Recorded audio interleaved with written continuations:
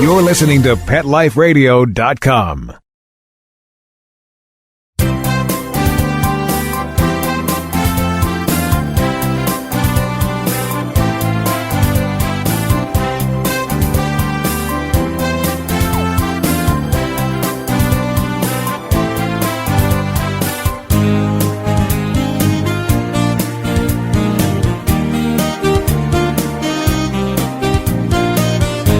And good morning or good afternoon, depending on where you're living on this glorious Sunday. This is Dr. Jeff Werber, and you are here with me for the next 30 minutes on Ask the Vets with Dr. Jeff, Pet Life Radio's only live call-in radio show. That means it's live. I'm here sitting in my home studio. Last week, as you recall, if you were listening, I was on the slopes in Park City, Utah, and having a great time. The snow was good, wasn't great, but the runs that were open were fantastic. And back to reality here in Los Angeles at 9 a.m. And hope you're going to enjoy this Sunday. If you like football, you should have a good day ahead of you. And anyway, we're here talking about pets. That's what I do. So if you have any questions about your pets, call in at 877-385-8882. You can log in, join us in on the conversation. Just go to PetLifeRadio.com. You can click on the Ask the Vets tab, and a big box will come up, and it's our live call-in radio show, and you can just join in on the conversation. It's that easy. And lastly, you can just send us an email to drjeff, that's Dr. Jeff, at Pet Life Radio. And Mark, our wonderful producer in studio now, will go ahead and forward it to me live on air, and we can get you taken care of. So lots of ways to get a hold of us. If you've been following us, we've been doing a lot of work. I'm trying to make some of these many disease conditions that our pets seem to suffer from, many of which we do too, and try to make some sense out of them, help you sift through all the specifics, help you with decisions, what to do, how to treat, and just equip you with a little bit more knowledge so you can have that more intelligent conversation with your veterinarian, and to possibly offer some alternative treatments or alternative treatment plans, so it's not always and doesn't always have to be the way your veterinarian wants to do it. I would trust their opinion, but the more you know, as the expression goes, knowledge is king. I want to make sure I can equip you with a little bit more knowledge. So we have been going through various endocrine systems over the last several weeks, and we talked about diseases like Cushing's disease and Addison's disease and thyroid disorders, the hyperthyroid in the cat, the hypothyroid in the dog, and then we got into we're starting the diabetes. So last week we talked about diabetes mellitus in the dog, which is type 1. And the type 1 diabetes, if you recall, is the same diabetes that kids get, juvenile onset diabetes, even though in dogs it doesn't always onset as a juvenile. They can get it when they're 6, 7, 8 years old or older. But it's the type of diabetes that is insulin dependent. So these are the dogs that are going to have to get insulin shots every day, usually twice a day, depending on the insulin you elect to try, and depending on the dog's degree of diabetes. There are some other modifications that can be done as well, but it's going to be an insulin dependent problem. Now, I want to move on to cats. And it's very interesting because cats, on the other hand, they get the type of diabetes that older adults get. And usually, and here's a key, I'm not pointing any fingers at anybody, but it's overweight people. And it's the type of diabetes that obese adults often get in this country, more prevalent than it should be because of the obesity. And that diabetes is not always an insulin-dependent diabetes. In other words, it can be treated with diet restrictions and modifications. It could be treated with some medications. So our goal with our cats is, first of all, we have to go way back to when our cats were kittens. And a big mistake that we make in this country and probably in many other parts of the world is our tendency to do a few things. Number one, we're all under the impression that, cats, they'll eat just as much as they need, and then they're going to stop. So we all free feed our cats, which is not necessarily the case. And if you have a couple of cats like I do, they're pretty big, and they like to eat. And you cannot free feed, like literally free feed. Have that automated feeder, that the food is dropping out all the time whenever they want it. No. The second problem is not just how much our cats are eating, it's what we're feeding them. And for many reasons, convenience being one, cost being another. We go ahead and we buy that dry food, and that's all they need. That's fantastic.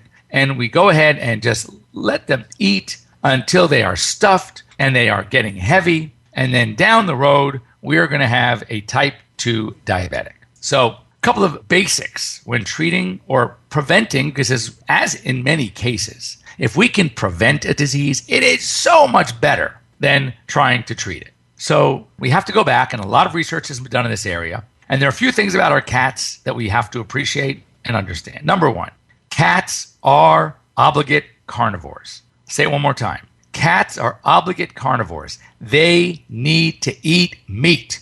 It could be meat from a fish. It's got to be animal meat, animal protein. Dogs, on the other hand, are omnivores. Even if you're vegan and even if you're vegetarian, suck it up. If you're going to want to have a cat, they need to eat meat. And not only do they need to eat the meat, they need to minimize the amount of carbs. Their systems can't handle it.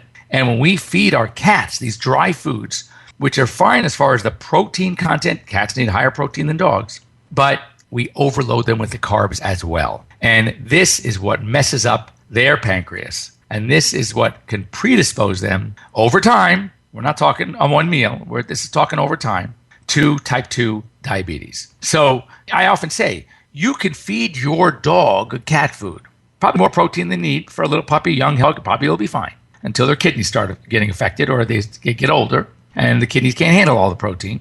But you can't have a cat live on dog food. It's not enough. Not enough protein and too many carbs. So much has gone in to better understanding the problem with our cats and type 2 diabetes that they are now very special diets. A lot of work has been done in this arena. Dr. Elizabeth Hodgkins, who was doing her nutrition at UC Davis when I was there, has put a lot of effort into really understanding. You can go online and look up her articles on feline diets, what and how we should be feeding our cats.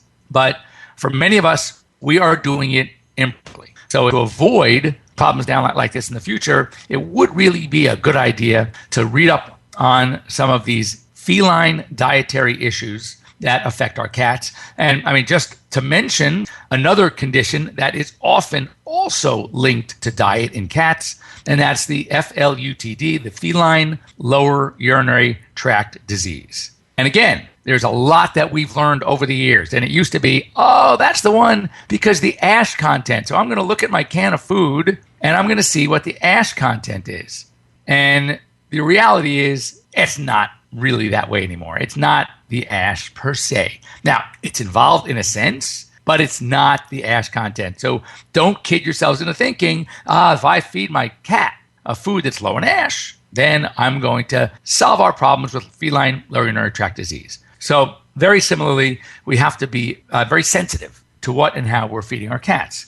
And they like canned foods. What I do, for example, with my fairly large crew of felines sharing the home with me, is I will feed them an appropriate canned, meaty, mushy food, which, by the way, they love. Those are their 2 meals during the day. And then, because they do like to, as I say, nosh during the day, and they like to graze a little bit, then I will give them a controlled amount of dry food. And once that's gone until the next meal. Because I'm becoming very, very sensitive. As I said, 2 of my cats are on the rather large side. Well, I have 3 actually that's pretty large, but one, my Maine Coon Norwegian Forest Cat Cross, he's just huge. He's a big boy. But interestingly, as I mentioned when we were talking about hyperthyroidism, my one cat at 16 that was diagnosed as hyperthyroid had the radioactive iodine treatment, and he's doing really well. He has not put all of his weight back on. He was 22 pounds.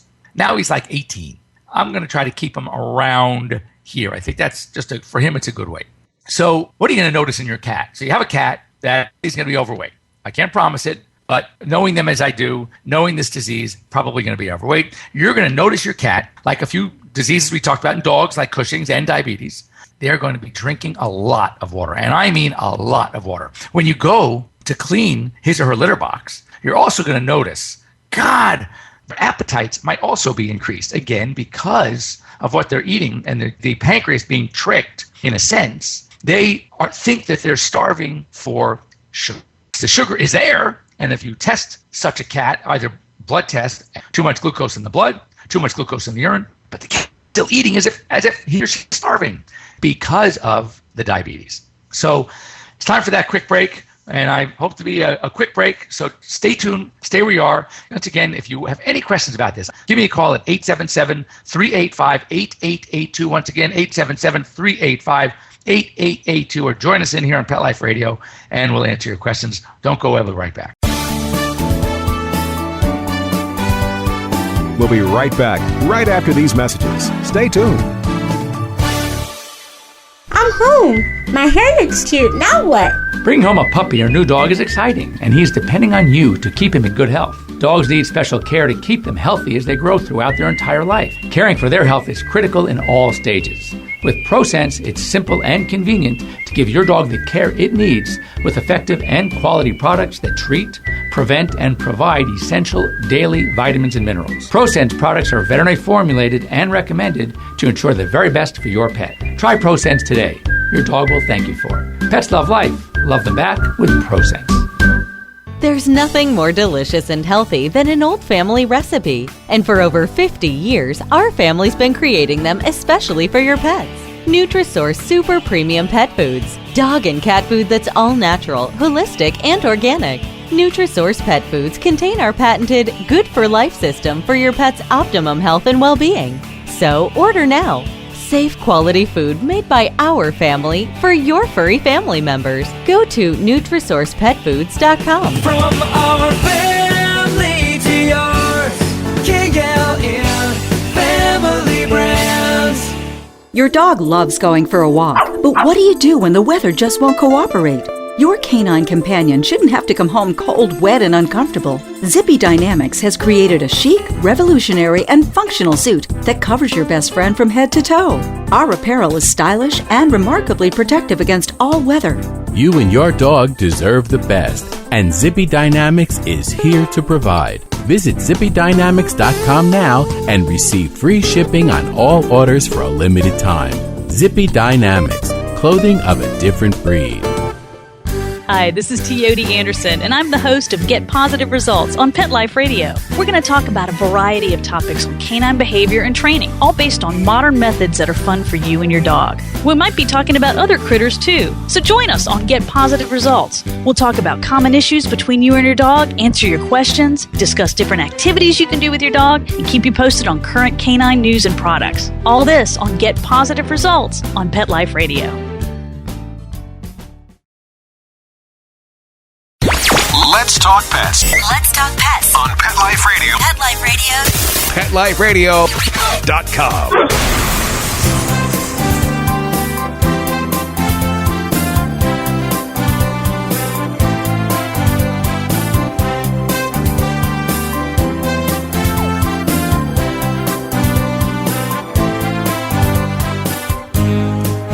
And welcome back to Pet Life Radio's Ask the Vets with Dr. Jeff. I am your host, Dr. Jeff Werber, here with you for another, maybe 11 or 12 minutes. Boy, it goes fast, doesn't it? And we want to hear from you. 877-385-8882, or just kind of log into Pet Life Radio, Ask the Vets with Dr. Jeff, and join in on the conversation. We're talking about diabetes mellitus type 2, which is the type of diabetes we see in cats, typically overweight cats, mirroring the adult onset diabetes in obese adults that we see with us. And very similar. And what's interesting is that, so before the break, we were just talking about you're going to see your cat. Usually it's going to be a heavy cat. No, not always, but most often. A cat that starts by drinking a lot of water. And therefore, a lot of urination. You're going to see huge clumps in the litter box. If you have indoor cats, they're drinking and peeing and drinking and peeing and drinking and peeing. And that's kind of what their life becomes. And of course, eating a lot continually, because now, though there's plenty of sugar and glucose from that which they eat, the lack of insulin is not allowing the glucose to get where it belongs, inside the cell. So in a sense, they think they need the nutrition, they need the glucose. The body is telling them, we need more. But unfortunately, there's plenty there. It's just not getting to where it needs to go. So what makes the type 2 diabetic a little differently? It's not always insulin dependent. Just through dietary modification, through some medications that will help reduce the production of the body's own glucose, we might be able to get these cats under control without insulin, though sometimes, especially during crisis, we need to start insulin. Now, what makes a cat more challenging? Well, if you have a dog, and hopefully many of you have both cats and dogs, as do I, with my dogs, especially my Labradors, there's really no challenge in getting them to eat. In fact, with my black lab, Grover, I often say, most dogs will kind of take a sniff or two of something, and then if it's okay, then they'll eat it. My Frenchies are amazing at that. It's hysterical almost. But my lab is the opposite. He eats first and then says to himself, oh, I wish I should have known what that was, because he will eat everything that's not bolted down or doesn't eat him first. So what's so interesting is that he, with dogs, because of that's fairly the typical, presentation, what we recommend typically doing is giving that first insulin shot in the morning and then waiting about 10 or 15 minutes and then feeding. And then likewise in the afternoon. But with a cat, and cats, as we know, did not get the reputation of being finicky for no reason.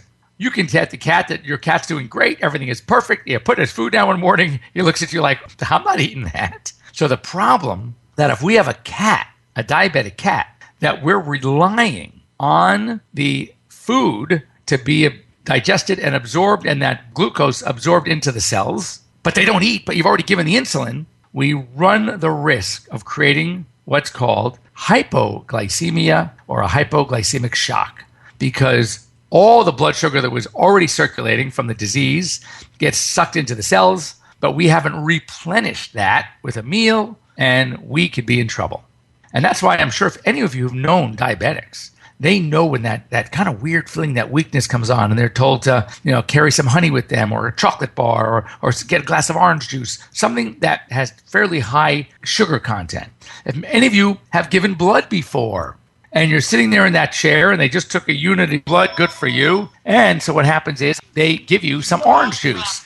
So it's very important, therefore, to have some sugar in their body. So with cats, what I recommend is we're going to feed the cat first, make sure they eat their meal, and then give them their insulin injection. So if you have, or usually early in the course of the disease, we do need to start some insulin. And of course, you'll talk about the different types with your veterinarian. There are some that are geared for the cat that cats seem to do very well. There have been insulins that have come and gone off the market. There are insulins now that have gotten so expensive also, which is crazy. I mean, it used to be you could buy insulin for $10, $15 a bottle. And now some of the insulins we have to use are a few $100s. It really has gotten out of hand. But depending on you, your cat's lifestyle, and the success you're having in managing the condition without injection is going to determine whether or not and how much insulin will be needed. Now, as with any diabetic cat or dog or person,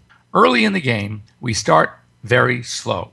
We have to do a number of what we call glucose checks or glucose curves, kind of to see where we're at. And what's also interesting is that, again, what makes cats such more of a challenge is that cats tend to stress when they are put in that carrier, taken to the veterinarian. Hopefully many of your veterinarians have created or have sort of joined on this fear-free concept to make the hospitals that you take your pets to very pet-friendly, cat-friendly, dog-friendly, very simple things that could be done to really put your pets at ease.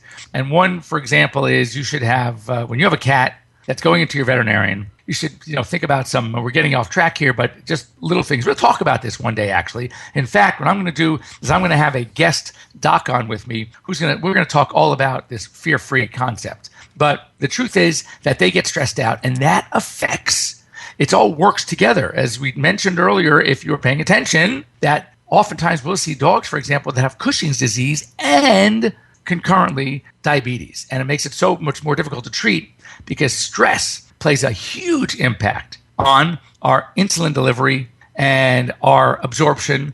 So when we have these cats that come in and all stressed out and we're trying to measure them to see what is their blood sugar, and their blood sugar is off the charts high again, you're going to scratch your head and say, wait a second, but we're on insulin, we're doing everything right. It's because the stress. So then what happens is in error, we go ahead and we increase the dose of insulin for fear that we don't have enough. And then we send these poor animals into insulin shock. In other words, we create that hypoglycemia again.